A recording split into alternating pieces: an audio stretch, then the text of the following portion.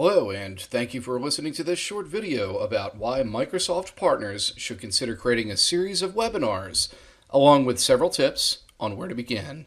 But first, an introduction to this webinar series.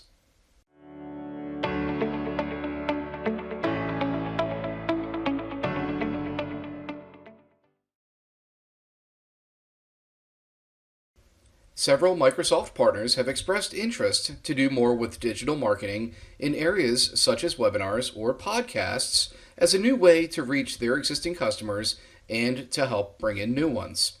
So I thought it would be a great idea to write a blog about this topic and record this brief video. Our discussion will focus on webinars, as that more closely fits the format being covered. Webinars typically have voice and video, while podcasts are only audio.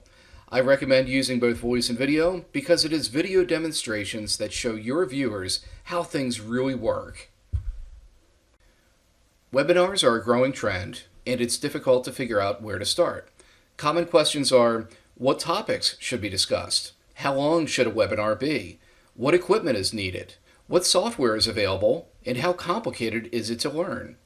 What are the components of a webinar to develop? What is the call to action for your viewers? What do you want them to do as a result of the webinar?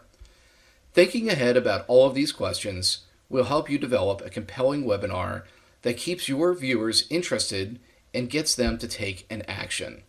All of these topics are detailed in the blog listed in the video description. Webinars are an exciting format and a great way to market your company and its expertise.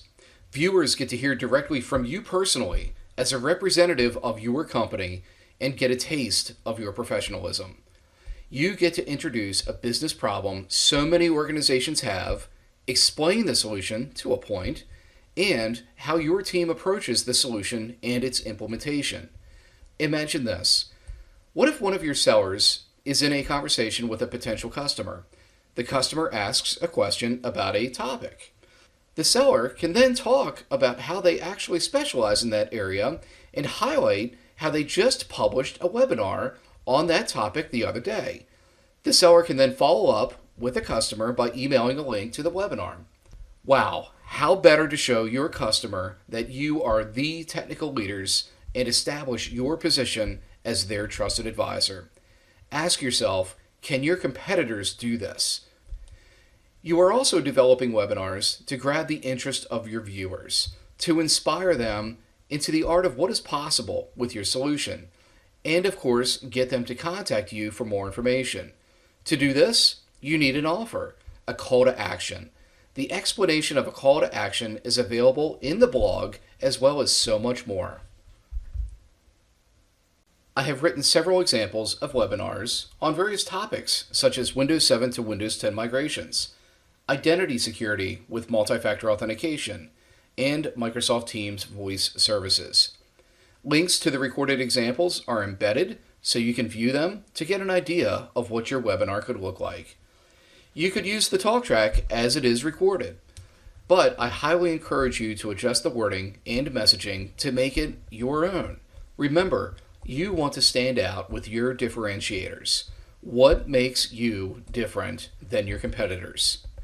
These webinars are only an example, and by using them in any way, you accept all responsibility for their content. Be sure to check back often for new webinar examples currently being worked on.